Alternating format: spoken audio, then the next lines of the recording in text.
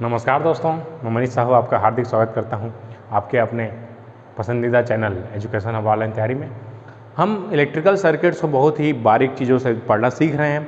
आपको मज़ा भी आ रहा है दोस्तों। इसी तरीके से आपको पूरे सब्जेक्ट्स को पढ़ाऊँगा मैंने आपको लास्ट लेक्चर में प्योर रजिस्टिव, प्योर इंडक्टिव और प्योर कैपेसिटिव सर्किट के बारे में बताया था, जिसमें हमने उसके RMS values, average values calculate करने के साथ साथ हमने complex power, active power, reactive power देखे थे और उनके बिहेवियर देखे थे कि हमारा रजिस्टिव सर्किट कैसे बिहेव करता है, इंडक्टिव सर्किट कैसे बिहेव करता है, लैगिंग होता है, लीडिंग होता है। इस टाइप से मैंने आपको पूरा कंप्लीट डिटेल दिया था।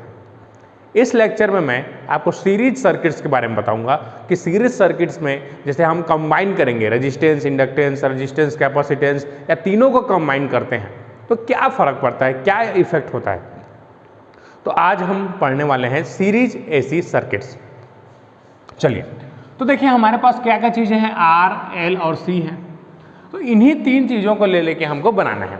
तो सबसे पहले मैं यहाँ पर ले रहा हूँ, फर्स्ट है हमारा RL circuit, RL circuit, series circuit, RL circuit series. तो सीरीज कॉम्बिनेशन हम देख रहे हैं कि RL सर्किट का सीरीज कॉम्बिनेशन में क्या फ़र्क पड़ेगा, कैसे हमारा सर्किट बिहेव करता है। ये सब चीज़ें आपके कॉम्बिनेशन एग्जाम में बहुत ज़्यादा पूछी जाती हैं, तो आपको ध्यान से इसको देखना है। देख लीजिए, सबसे पहले इसके स्टेप देखते हैं हम लोग। R और L हमारा सीरीज है, तो यहाँ पर इस तरीके से हम इसको सीरीज में बना देंगे। सीरीज कॉम्बिनेशन कर दिए, ये हमारा सप्लाई दे दिया इसको V = Vm sin ωt। इस तरीके से हमने इसको सीरीज में ऐड कर दिया है। अब यहाँ पर आपको देखना है, अब यहाँ पर आपको यहाँ से स्टार्ट करते हैं हम लोग, कैसे इसके बिहेवियर को देखेंगे और कैसे हमारे सर्किट्स में ये काम करते हैं, इनके बारे में हमको पढ़ना है। बहुत आसानी से इसको पढ़ेंगे हम लोग दोस्तों। देख लीजिए, तो मान लेते हैं यहाँ से करंट जा रहा है I(t), ये हमारा रेजिस्टेंस R है, इस इंडक्टेंस का मान L है। तो ये हमारा R होगा, ये हमारा L होगा। तो यहाँ से जो वोल्टेज पास हो रहा है, इसको प्लस माइनस में मान लेता हूँ VR वोल्टेज अक्रॉस रजिस्टर, ये हमारा वोल्टेज। तो यहाँ पर हम किरचॉफ वोल्टेज लॉ लगाएंगे, KVL, यहाँ पर KVL देख रहे हैं आप KVL और KCL, यही बेसिक चीज़ों को हमको लगाना रहता है। चलिए, तो KVL यहाँ पर अप्लाई करते हैं, तो यहाँ पर V(t) = क्या हो जाएगा, VR + VL। ये वोल्टेज जो है, ये V(t), ये वोल्टेज जो है, या इसको बोल सकता हूँ मैं रिजल्टेंट वोल्टेज, तो ये V वोल्टेज यहाँ पर दोनों के सम के बराबर होगा।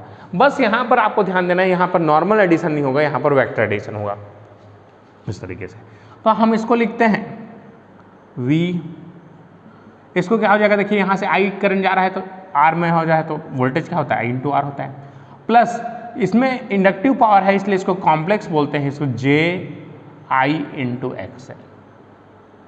दोनों में से I कॉमन निकल गया, तो यहाँ से क्या IR + JXL।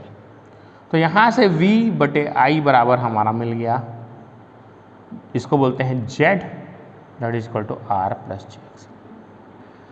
जहाँ पर V/I को क्या बोलते हैं हम लोग, Z बोलते हैं। देख लीजिए, Z that is called impedance,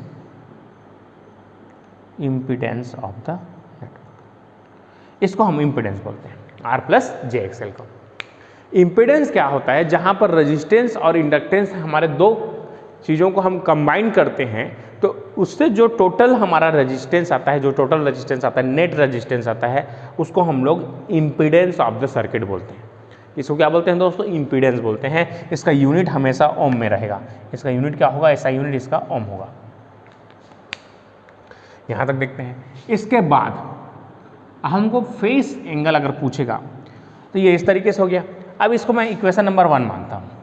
from equation number 1, mod of V = हो जाएगा एंगल ऑफ VR² + VL का स्क्वायर। ये देखिए कॉम्प्लेक्स है, इसको JV + J लिख सकता हूँ इस तरीके से, V + VR + JVL। अगर मैं कॉम्प्लेक्स को हटा देता हूँ इसको, तो वेक्टर को, तो ये A + IB इस तरीके से हो जाएगा।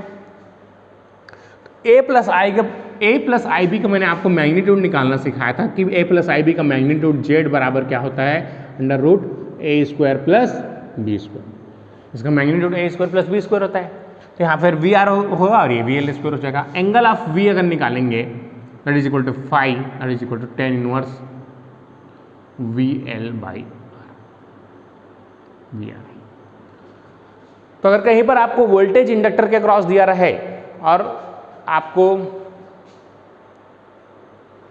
आपको वोल्टेज अक्रॉस इंडक्टर दिया रहे और आपको वोल्टेज अक्रॉस रजिस्टर दिया रहे, आपको फेस एंगल फाइव पूछता है, तो आप इस तरीके से निकालेंगे। तो यहाँ से कॉस फाइव इक्वल टू क्या हो जाएगा, cos phi equal to R by क्या हो जाएगा, देखिए cos phi equal to R by Z होता है। इसको भी देख लेता है तो ठीक है दोस्तों। चलिए ये सब मैं बताऊंगा अभी कहाँ से आ रहा है, कैसे आ रहा है, पहले आपको इसको नोट करते आना है। Cos phi equal to R by Z ये कंप्लीट होता है यहाँ पर।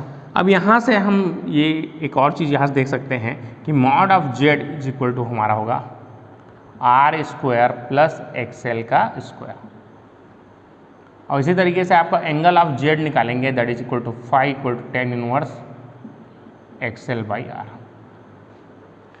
देखिए यहाँ पर वी एल बराबर क्या होता है, वी एल बराबर होता है आई इंटू एक्सएल, वी आर बराबर क्या होता है आई इंटू आर। तो यहाँ पर आपको टेन इनवर्स करेंगे तो यहाँ से आई और आई कट जाएगा तो एक्सएल बाई आर, तो एक्सएल बाई आर इस तरीके से बचता है। तो हम डिफरेंट टाइप के नोटेशंस यूज करते हैं अकॉर्डिंग टू आवर क्वेश्चंस, है ना। हमारे क्वेश्चन जिस तरीके से दिया रहा है, रेजिस्टेंस और इंडक्टेंस दिया है, तो हम इस तरीके से जेड कैलकुलेट करेंगे। अगर हमको टोटल वोल्टेज पूछ दिया, अगर वी आर दिया है, वी एल दिया, तो इस तरीके से कैलकुलेट करेंगे। तो यहाँ तक हो गया। अब देखिए दोस्तों, अगर हमको पावर निकालना है तो ये हमारा इक्वेशन नंबर 2 है। From equation number 2 power equal to क्या होता है, power equal to I square into R होता है इन जनरल। तो यहाँ देखिए आई स्क्वायर जेड है तो आई स्क्वायर इंटू जेड कर दूंगा, तो आई स्क्वायर इंटू जेड करूँगा, इसमें दोनों पक्षों में आई स्क्वायर का गुणा कर दिया तो क्या हो जाएगा I square into R plus I square into J XL, इस तरीके से। तो यहाँ से आप देख रहे हैं आई इंटू जेड बराबर, इसको हम लोग बोलते हैं that is called complex power S, और इसको बोलते हैं हम लोग पी प्लस इसको जे टाइम्स ऑफ क्यू। तो इसको हमको बोलते हैं, हम लोग इसको बोलते हैं अपेरेंट पावर। मैं आपको बता चुका हूँ apparent power that is called active power, that is called reactive power. इसका एक्टिव पावर या इसी को बोलते हैं हम लोग रियल पावर भी इसको बोला जाता है। रियल पावर इसका यूनिट होता है वाट। इसको बोलते हैं इमेजिनरी पावर, इसका होता है volt ampere. Reactive that is apparent power, that is volt ampere. तो ये इस तरीके से आपको याद रखना है। तो ये कंप्लीट आपका सर्किट है, देख लीजिए इस तरीके से। इसके बाद हम इसके फेजर डायग्राम में जाएंगे, है ना। तो यहाँ पर मैं पी एक्टिव पावर को और मैं डिनोट कर सकता हूँ V I cos phi. S को हम जानते हैं वोल्टेज इनटू करंट है ये, और यहाँ पर Q इक्वल टू क्या होता है वी आई साइन। तो मैं क्या बोल सकता हूँ, mod of S equal to under root P square plus Q square. तो ये मॉड ऑफ एस हो जाएगा। एंगल ऑफ एस अगर आपको निकालना है तो आप tan inverse Q by P भी कर सकते हैं। तो ये डिफरेंट नोटेशंस हैं जिसका हमको यूज करना है, जो हमारे बहुत सारे एग्जाम में डायरेक्ट क्वेश्चंस पूछे जाते हैं। अगर आपको एक्टिव पावर दिया है, रिएक्टिव पावर दिया है, अपेरेंट पावर पूछेगा तो इस तरीके से निकालना है। चलिए अब मैं आगे बढ़ता हूं। अब मैं इसका फेजर डायग्राम की बात करूंगा। देखिए दोस्तों, फेजर डायग्राम कैसे ड्रॉ करेंगे।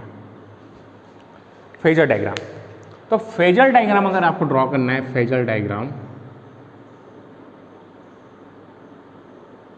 अगर मैं वोल्टेज ऑफ आर को बेस मानता हूं, वी आर को बेस मानता हूं, तो देखिए ये जे टाइम्स ऑफ वी एल है। जे मतलब प्लस 90 डिग्री, तो जे वी एल है, मतलब ये आपका वोल्टेज अक्रॉस इंडक्टर यहाँ पर होगा, वोल्टेज अक्रॉस इंडक्टर। अब दोनों का हम अगर रिजल्टेंट लेते हैं इस तरीके से पैरेललोग्राम लॉ से, तो हमारा रिजल्टेंट वेक्टर वी आ जाएगा that is under root V R square plus V L square, इस तरीके से। ठीक है दोस्तों, मैं इसको और डिटेल में बताऊंगा, पहले इस तरीके से देख लीजिए, नोट कर लीजिए इसको जल्दी से। इसके बाद हम आगे बढ़ते हैं। मैं एक बार इसको रिवाइज कर देता हूं, उसके बाद हम इसके आगे स्टेप में बढ़ेंगे। तो देखिए स्टार्टिंग से एक बार ये हम सप्लाई कनेक्ट कर दिए V equal to V M sine omega T, I of T V या आई आर। यहाँ पर हमने किरचॉफ वोल्टेज लॉ लगाया, KVL अप्लाई किया, तो KVL अप्लाई किया तो V बराबर क्या हो जाएगा, V ये टोटल वोल्टेज इस वोल्टेज और इस वोल्टेज के बराबर होगा। चूँकि ये इंडक्टर है इसलिए यहाँ पर J टाइम्स ऑफ VL लगाते हैं, तो V बराबर I इंटू आर होता है, I इंटू एक्सएल। आई दोनों से कॉमन निकल गया, V बाई आई को ओम के नियम से क्या बोलते हैं हम लोग, तुल्य प्रतिरोध। तो इसको तुल्य प्रतिरोध या इक्विवेलेंट इम्पीडेंस को हम लोग यहाँ Z से डॉट किए हैं, इसको हम बोलते हैं इम्पीडेंस। जहाँ रजिस्टेंस और इम्पीडेंस रिएक्टेंस दोनों आ जाता है वहाँ पर हम इम्पीडेंस टर्म यूज करते हैं। इसको हिंदी में प्रतिबाधा बोलते हैं, प्रतिबाधा, बाधा, ठीक, दैट इज कॉल्ड, इसको हम लोग प्रतिघात बोलते हैं, प्रतिघात, ठीक है। हिंदी में इस तरीके से हम वर्ड्स यूज करते हैं, प्रतिबाधा, प्रतिघात टाइप से। अब देखिए ए प्लस आई बी का मैग्नीट्यूड कैसे निकालते हैं, under root A square plus B square. अगर मेरे को मैग्नीट्यूड चाहिए तो वी आर का स्क्वायर प्लस वी एल का स्क्वायर होगा। एंगल ऑफ वी क्या होगा, phi equal to tan inverse V L by R. अब cos phi equal to R by Z होता है इस तरीके से। अब माड ऑफ जेड इक्वल टू क्या हो जाएगा, इस तरीके से निकालेंगे, R square plus XL square. अब angle of Z equal to phi equal to tan inverse XL by R. मैं सबको डिटेल में बताऊंगा अभी कैसे हो रहा है, पहले इस देखिए। अब पावर इक्वल टू क्या जानते हैं हम लोग, आई स्क्वायर आर जानते हैं, I square into Z, I square into R, J into I XL. तो आई स्क्वायर इंटू जेड को बोलते हैं हम लोग apparent power, V into I. P को बोलते हैं हम लोग रियल एक्टिव पावर, और क्यू को बोलते हैं हमारा इमेजिनरी पावर। तो यहाँ तक आपकी चीज़ें क्लियर है। उसके बाद मैं आपको फेजर डायग्राम से इसको और क्लियर करूँगा कि हमारा किस तरीके से ये चीज़ें बनती हैं।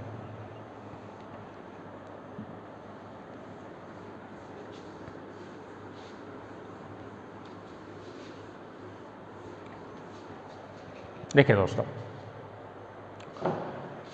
मैं फेजर डायग्राम को एक बार यहाँ थोड़ा बड़ा बना के दिखा रहा हूँ। देखिए ये आपका VL है, अब मैंने VR को यहाँ पर रेफरेंस लिया है, तो दोनों का अगर हम रिजल्टेंट निकालेंगे इस तरीके से, तो ये हमारा रिजल्टेंट वेक्टर होता है। तो देखिए दोस्तों, इसी सेम फेस में हम करंट मानते हैं और ये हमारा वोल्टेज है V। तो ये mod of V equal to क्या होता है, अंडर रूट V, ये VR का स्क्वायर प्लस VL का स्क्वायर। ये पाइथागोरस थ्योरम, अगर ये यहाँ से यहाँ तक हमारा VL है तो ये भी हमारा VL होगा। तो पाइथागोरस थ्योरम क्या बोलता है, बेस का स्क्वायर प्लस परपेंडिकुलर का square is equal to hypotenuse का स्क्वायर, लंब का वर्ग धन कर्ण का वर्ग, आधार का वर्ग इक्वल टू कर्ण का वर्ग। तो यहाँ से देखिए जो दोनों के बीच का जो एंगल होता है, इसी एंगल को हम लोग बोलते हैं फेस एंगल फाई। तो यहाँ पर जो फेस एंगल फाई आया था हमारा, वो था लेगिंग नेचर का। ये लेगिंग क्यों है, क्योंकि देखिए यहाँ पर अगर ये एंटी क्लॉकवाइज रोटेशन है तो ये करंट है और ये वोल्टेज है, तो ये वोल्टेज जो है 5 डिग्री करंट से पीछे है, और ये फाई बराबर क्या है, tan inverse XL by R. अब ये कैसे आया, या फिर बता सकता हूँ, अगर मैं इसमें आपको टेन थीटा लगाने को बोलूँ तो tan of phi equal to क्या हो जाएगा बताइए, टेन थीटा बराबर क्या होगा, VL बाई VR। तो यहाँ से फाई इक्वल टू क्या हो जाता है, tan inverse VL by VR। तो ये इस तरीके से देख लीजिए। अब उसी तरीके से अगर मैं यहाँ पर आपको देखिए, ये I इंटू आर है, ये I इंटू XL है, और ये I इंटू जेड है। तो इस तरीके से अगर मैं केवल रजिस्टेंस के फॉर्म में देखूँ तो टेन फाई इक्वल टू, अगर आप यहाँ से अगर लेंगे तो VL का मान क्या होता है, I इंटू एक्सएल, और VR का मान क्या होता है, I इंटू आर। ये आई कट जाएगा तो क्या हो जाएगा, phi equal to tan inverse XL by R भी होगा। तो यहाँ से देख रहे हैं आप, इस ट्रायंगल से आपका ये भी होता है। इसके बाद अगर मैं इसको बोलूँ कि कॉस फाई लगाना है आपको, तो कॉस फाई इक्वल टू क्या होता है, बेस आधार बटे कर्ण, आधार क्या है, I इंटू आर है, कर्ण क्या है, I इंटू जेड है, आई कट जाएगा तो आर बाई जेड। तो कॉस फाई इक्वल टू इसलिए आपको आर बाई जेड भी मिलता है। ठीक है दोस्तों, तो मैंने एक पूरे बेसिक डायग्राम से, फेजर डायग्राम से आपको समझाया कि कैसे इस चीज़ें होती हैं। ठीक है दोस्तों, इसके बाद हम इसी तरीके से एक्टिव पावर और रिएक्टिव पावर को भी समझा सकते हैं। चलिए, यहाँ तक क्लियर है। अब मैं आगे बढ़ूँगा। ठीक, तो आप हेडिंग डालिए आगे, इसको आप वीडियो को फिर से देख के इसको नोट कर लेंगे। ये यहाँ तक कंप्लीट होता है। इसके बाद आप हेडिंग डालेंगे इम्पीडेंस ट्रायंगल।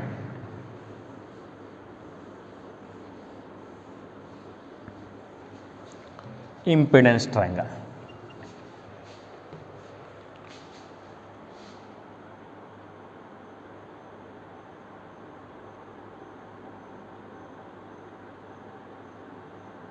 उसके बाद होता है एक और होता है पावर ट्रायंगल।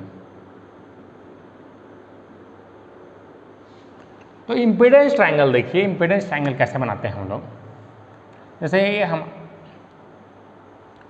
R है और ये हमारा जे एक्सएल है। R plus J XL equal to क्या होता है, जेड होता है हमारा जेड। तो जेड इक्वल टू क्या होता है देखिए, तो जेड इक्वल टू क्या था, R प्लस जे एक्सएल, यही था। तो ये देखिए, इसको अगर मैं ट्रायंगल के सहारे इसको डिनोट करना चाहूँ तो ये हमारा होगा फेस एंगल फाई। तो इसमें देखिए mod of Z equal to क्या हो जाएगा, जेड का मान क्या हो जाएगा, अंडर रूट R का स्क्वायर प्लस एक्सएल का स्क्वायर। देखिए बेस का स्क्वायर पर परपेंडिकुलर का स्क्वायर इक्वल टू हाइपोटेन्यूज का स्क्वायर। अब इसमें एंगल ऑफ फाई निकालूंगा, टेन इनवर्स इसका एक्सएल बाई आर। तो इस तरीके से हम इसको बहुत आसानी से निकालते हैं। अब अगर यहाँ पर मैं पूछूं, अगर मेरे को जेड पता है तो आर क्या होगा, R by Z equal to क्या होता है, कॉस फाई होता है। कॉस फाई मतलब क्या होगा, आर बाई जेड। जैसे एक ट्रायंगल है ए बी सी, अगर इसमें मैं कॉस फाई लगाऊंगा तो ये क्या हो जाएगा, बेस आधार बटे कर्ण आर बाई जेड। तो यहाँ से आर इक्वल टू क्या हो जाएगा, जेड कॉस फाई। तो आर का मान अगर जेड हमको दिया है, फाई दिया है, तो आर का मान क्या हो जाएगा हमारा, जेड कॉस फाई। इसी तरीके से अगर इसमें साइन फाई बराबर लगाऊंगा तो साइन फाई मतलब एक्सएल बाई जेड। तो एक्सएल इक्वल टू क्या हो जाएगा यहाँ पर, जेड साइन फाई। तो ये चीज़ें आपको याद रखनी है, बहुत इंपॉर्टेंट चीज़ें हैं इम्पीडेंस ट्रायंगल। और हमारा देखिए next power triangle. Power triangle के बारे में बात करेंगे। पावर ट्रायंगल देखिए इस तरीके से, ये पावर ट्रायंगल। तो पावर एस इक्वल टू क्या होता है, P प्लस जे क्यू। तो P मतलब एक्टिव पावर, ये P और ये Q और ये होता है हमारा S। तो S बराबर क्या होता है, under root P square plus Q square. देख लीजिए यहाँ पर, तो ये यहाँ पर P मतलब एक्टिव पावर है, ये हमारा रियल पावर है, रियल या एक्टिव पावर इसी को बोलते हैं। यह इमेजिनरी पावर या इसको रिएक्टिव पावर भी बोलते हैं। तो ऐसे ये हमारा फेस एंगल फाई है। तो यहाँ पर आप अगर लगाते हैं तो कॉस फाई इक्वल टू क्या हो जाएगा हमारा, P बाई एस। तो यहाँ से हमको कॉस फाई इक्वल टू क्या मिल गया, P बाई एस भी मिल गया। अगर इसमें मैं लगाऊंगा तो P इक्वल टू क्या हो जाएगा हमारा, S कॉस फाई। इसी तरीके से अगर मैं Q निकालूंगा तो Q equal to S sine phi. तो अगर आपको P और S दिया है और फेस एंगल पता है तो आप P एक्टिव पावर और रिएक्टिव पावर इस तरीके से निकाल सकते हैं। ठीक है दोस्तों, तो ये आपका होता है पावर ट्रायंगल और ये आपका हो गया इम्पीडेंस ट्रायंगल, जो कि बहुत ही हेल्पफुल टूल है आपके न्यूमेरिकल्स को सॉल्व करने के लिए। ठीक है दोस्तों, इसे जल्दी से स्क्रीनशॉट खींच लीजिए। उसके बाद हम आगे बढ़ते हैं।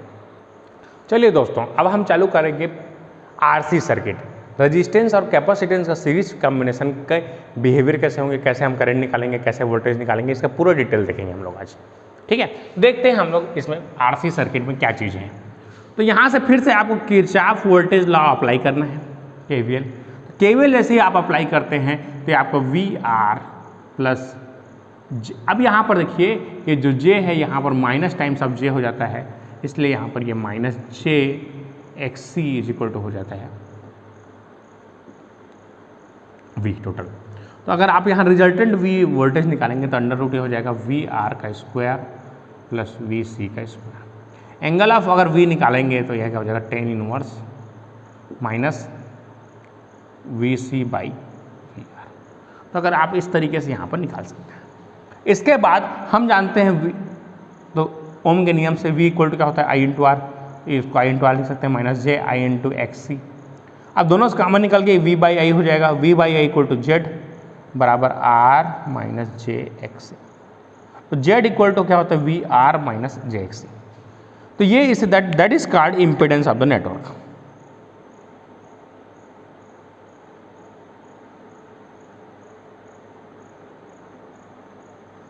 इसका यूनिट क्या होगा, ohm. That is called impedance of the network. इसके बाद मैं आगे बढ़ूंगा और इसमें हम देखेंगे कि कैसे हम करंट्स निकालते हैं। ठीक है दोस्तों, देखिए इम्पीडेंस हो गया यहाँ पर। अब मॉड ऑफ जेड क्या हो जाएगा, देखिए mod of Z equal to क्या हो जाएगा, under root R square plus X C का square. Angle of Z that is tan inverse X C by R, जो कि निगेटिव होगा। ठीक है दोस्तों, उसके बाद यहाँ पर कॉस फाई निकालेंगे, cos of phi equal to ये हो जाएगा आर बाई जेड। यहाँ पर कॉस फाई हमारा लीडिंग आएगा क्योंकि कैपेसिटेंस है, इसलिए हमारा जो पावर फैक्टर है वो हमारा लीडिंग आता है। That is called power factor. तो पावर फैक्टर यहाँ पर क्या हो जाएगा, लीडिंग होगा। यहाँ पर देखिए उसके बाद, अब इसके बाद अगर मैं इसमें पावर की बात करूँ तो आई स्क्वायर जेड करेंगे तो I square into R plus I square minus J I square into X C. That is called S, complex power S. That is called active power P. That is called reactive power J times of Q. That is called हम apparent power.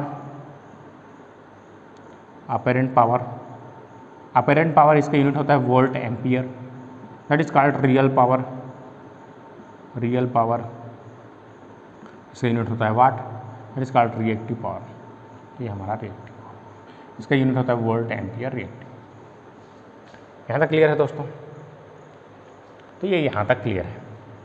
अब अगर मैं S P का मान और जानता हूँ मैं, क्या होता है V R M S I R M S cos phi, और क्यू का मान यहाँ पर आएगा V R M S I R M S sine phi, और यहाँ पर एस इज इक्वल टू क्या हो जाएगा, V into I, that is apparent power. That is unit is watt, that is volt ampere reactive, that is volt ampere. ठीक, तो यहाँ तक आपका क्लियर है, आपकी एक्टिव पावर रिएक्टिव पावर इस तरीके से। तो ये आपका Z equal to R square plus X C, Z equal to tan inverse, तो cos phi equal to R by Z same होगा, बस वहाँ पर लेगिंग था, यहाँ पर लीडिंग हुआ, इस तरीके। ये क्लियर है। इसके बाद हम देखेंगे इसके फेजर डायग्राम के बारे में। देखिए तो यहाँ से दोस्तों फेजर डायग्राम,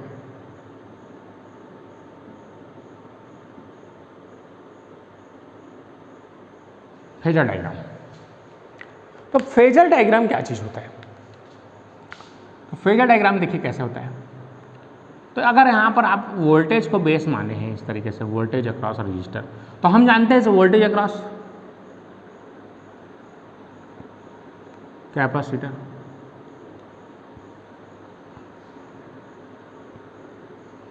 इस तरीके से होगा। माइनस जे है, देख लीजिए माइनस जे है इसलिए नीचे आएगा। अब इसी फेस में हमारा क्या होता है, करंट होता है सेम फेस में। अब इन दोनों का रिजल्टेंट निकालेंगे इस तरीके से, दोनों का रिजल्टेंट निकालेंगे। दोनों का रिजल्टेंट ये निकालते हैं तो ये हमारा क्या आता है, ये हमारा आता है V, that is called total resultant voltage, और that is called phase angle phi. आप देख रहे हैं जब भी एंगल आप निगेटिव लेते हैं इस तरीके से, तो यहाँ पर देखिए ये वोल्टेज से ये यहाँ से एंटी क्लॉकवाइज घूम रहा है इस तरीके से, तो यहाँ पर ये 5 डिग्री क्या है, आगे है। तो इसलिए एंगल यहाँ पर क्या होगा, पावर फैक्टर जो आता है हमारा, पावर फैक्टर लीडिंग आएगा, जितने भी हमारा केस है पावर फैक्टर लीडिंग। जो हमारा करंट है वो आगे रहता है वोल्टेज से कितना डिग्री, 5 डिग्री। और इस फाई का मान कितना होता है आपका 10 inverse XL by XC by R, phi equal to, या फिर आपका cos inverse R by Z लिख सकते हैं, या फिर आप इसको यहाँ से लिख सकते हैं 10 inverse V C by R. तो ये कुछ भी चीज़ आप यहाँ से लिख सकते हैं, सब कमाने की आएगी। तो ये चीज़ें हैं, आपको जो एग्जाम में दे उस तरीके से आपको बनाना है। तो ये कंप्लीट आपका आरसी सेट नेटवर्क है, इसका जल्दी से आप स्क्रीनशॉट खींच लीजिए, उसके बाद हम आगे बढ़ेंगे। ठीक है दोस्तों, तो ये आपका आरसी सर्किट कंप्लीट होता है। इसके बाद हम आगे बढ़ेंगे एलसी सर्किट के बारे में। चलिए दोस्तों, अब हम इसको स्टार्ट करते हैं। केवल जिसमें इंडक्टर और कैपेसिटर हो, अब उसका सर्किट कैसे बिहेव करेगा, उसके रेजिस्टेंस कैसे निकालेंगे, टोटल इंपीडेंस कैसे निकालेंगे, टोटल करंट कैसे निकालेंगे, ये सब चीज़ें हम इस पर डिस्कस करेंगे यहाँ पर। देखिए यहाँ पर, तो ये हमारा LC सीरीज नेटवर्क है, LC सीरीज। देखिए यहाँ से total voltage V equal to क्या हो जाएगा, देखिए JVL minus JVC। Kirchhoff voltage law लगाएंगे तो यहाँ से magnitude of V equal to क्या हो जाएगा, J कॉमन निकाल दीजिए, VL माइनस VC। तो यहाँ पर अगर आपको इसको इस तरीके से लिखूँ V प्लस A 0 प्लस, कोई दिक्कत नहीं है आपको, उसका मैग्नीट्यूड ऑफ V निकालेंगे तो क्या हो जाएगा, 0 का स्क्वायर A का स्क्वायर प्लस B स्क्वायर, तो VL माइनस VC का स्क्वायर, तो ये कट जाएगा, तो आपको mod of V equal to क्या हो जाएगा, VL माइनस VC के बराबर, तो VL माइनस VC के बराबर मॉड ऑफ V, इस तरीके से। तो ये आपका सेम होता है इस तरीके से, ठीक है आपको। उसके बाद हमको इसका एंगल ऑफ V निकालना है, angle of V that is called tan inverse real imaginary part बटे रियल पार्ट। तो यहाँ पर रियल पार्ट तो 0 है, तो 1/0 हो जाएगा, ये 0 और ये क्या हो जाएगा हमारा VL माइनस VC।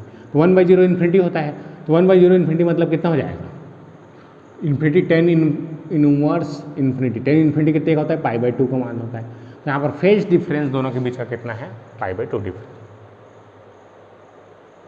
इस तरीके से आ जाएगा। ठीक है दोस्तों, यहाँ तक हो गया। अब Z यहाँ से क्या हो जाएगा, V इज इक्वल टू, इसको J कॉमन निकाल सकता हूँ, I into XL minus J minus I into XC। तो यहाँ से I कॉमन निकल गया, तो V by I equal to हो गया हमारा Z that is equal to XL minus XC J times. यहाँ पर Z इक्वल टू क्या होता है, J XL माइनस XC। यही हमारा नेट इम्पिडेंस हो जाता है। तो मॉड ऑफ Z करेंगे तो mod of Z equal to भी आपका क्या आ जाएगा, XL माइनस XC के बराबर ही होगा। अब अगर एंगल ऑफ Z निकालेंगे तो ये भी आपका क्या हो जाएगा, 10 इन्फिनिटी का मान π/2। यहाँ पर एंगल π/2 आ रहा है, तो cos π/2 अगर मैं पूछूँ तो क्या cos π/2 क्या होगा, 0, तो क्या हो जाएगा ZPF।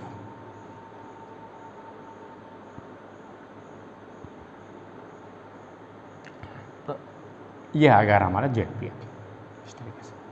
अब ये लीडिंग हो सकता है या तो लैगिंग हो सकता है, ठीक है, लीडिंग या लैगिंग दोनों हो सकता है। If XL is greater than XC, अगर इफ केस मानते हैं कि XL ग्रेटर देन XC है, तो XL का मान जाता है XC से, तो XC के XL के रूप में बिहेवियर करेगा तो हमारा सर्किट हो जाएगा लैगिंग नेचर का आएगा, यहाँ पर पावर फैक्टर होगा lagging. If XL is less than XC, जिसका मान कम है उसके हिसाब से बिहेव करेगा दोस्तों, यह हो जाएगा हमारा लीडिंग। देखिए यहाँ पर XL माइनस XC है, अब इसका मान 10 है, इसका मान 5 है, 10 में से 5 गया तो 5 होगा प्लस J, तो हमारा लैगिंग नेचर का आएगा। अब अगर यहाँ पर XL माइनस XC छोटा है, ये 5 है, ये 10 है, ये 5 माइनस 10 करेंगे तो कितना आएगा, -5 आएगा ना, तो -5 मतलब क्या होगा, लीडिंग होगा इस तरीके से। तो ये बिहेव कैसे करेगा, अकॉर्डिंग टू नंबर्स, जिसका मान ज़्यादा है उसके हिसाब से सर्किट बिहेव करता है। उसके बाद हमको बनाना है इसका फेजर डायग्राम। इसका फेजर डायग्राम देखिए, अगर ये इसको मैं, हमारा ये रेफरेंस था, तो रेफरेंस अगर ये वोल्टेज है V, तो हमारा कैपेसिटी वोल्टेज 90 डिग्री पीछे होगा, ये VC होगा, इंडक्टिव वोल्टेज 90 डिग्री आगे होगा इस तरीके से, तो ये हमारा VL होगा, JVL और ये JVC इस तरीके से बनाएंगे तो हमारा ये इस तरीके से बनता है। तो ये हमारा -J है और ये +J है, तो ये देखिए दोनों के फेस के बीच का डिफरेंस इस तरीके से। तो अगर यहाँ पर रिजल्टेंट निकालेंगे तो कैसे निकालेंगे आप, ये चीज़, इसको जैसे ये 10 है मान लेते हैं और ये 5 है, -5, तो 10 में से 5 गया तो कितना हो जाएगा, 5 हो जाएगा, तो 5 इधर बचेगा केवल इस तरीके से। तो इस तरीके से हमारा फेजर डायग्राम बनता है। तो यहाँ पर देखिए, अगर मैं बोलूँ कि P इक्वल टू क्या हो जाएगा, तो एक्टिव पावर यहाँ पर 0 होगा, रिएक्टिव पावर क्या हो जाएगा, VRMS IRMS साइन फाई केवल हमारा रिएक्टिव पावर होगा, और S बराबर क्या हो जाएगा, VRMS इंटू IRMS। साइन 90 का मान कितना होता है, 1 होता है, तो VRMS इंटू IRMS। यहाँ एक्टिव पावर 0 होगा, केवल हमारा रिएक्टिव पावर होगा, क्योंकि ये क्या है, हमारा प्योर इंडक्टिव सर्किट्स, इंडक्टिव और प्योर कैपेसिटिव सर्किट। तो इस तरीके से हमारा बिहेव करता है, ये हमारा सर्किट है। जल्दी से स्क्रीनशॉट खींच लीजिए दोस्तों। तो इस तरीके से मैंने आपको सीरीज सर्किट के बारे में पढ़ाया, जिसमें हमने देखा कि हम आरएल सर्किट को कैसे पढ़ते हैं, कैसे उसके बिहेवियर्स हैं, मैंने आपको पूरा बताया डिटेल। उसके बाद मैंने आपको इम्पीडेंस ट्रायंगल्स बताए कि कैसे हम इम्पीडेंस ट्रायंगल बनाते हैं, कैसे हम पावर ट्रायंगल बनाते हैं। उसके बाद मैंने आपको आरएल सर्किट पढ़ाया, उसके बाद आरसी, उसके बाद ये हमारा एलसी सर्किट्स। हम नेक्स्ट क्लास में रिजोनेंस सर्किट के बारे में पढ़ेंगे। रिजोनेंस सर्किट बहुत ही इंपॉर्टेंट क्वेश्चन है जो कि आपके कंपटीशन एग्जाम में आते हैं। तो ठीक है दोस्तों, नेक्स्ट क्लास में आप बिल्कुल रेडी रहिए, आपको सीरीज रिजोनेंस के हम प्रॉब्लम्स को करेंगे। ठीक है दोस्तों, आज के लिए इतने ही रखते हैं। अगर आपको वीडियो अच्छा लगा तो लाइक कर दीजिए, अपने चैनल को सब्सक्राइब नहीं किया तो सब्सक्राइब करके बेल आइकन को दबा दीजिए, जिससे हमारे सारे नोटिफिकेशंस आपको मिलते हैं। धन्यवाद।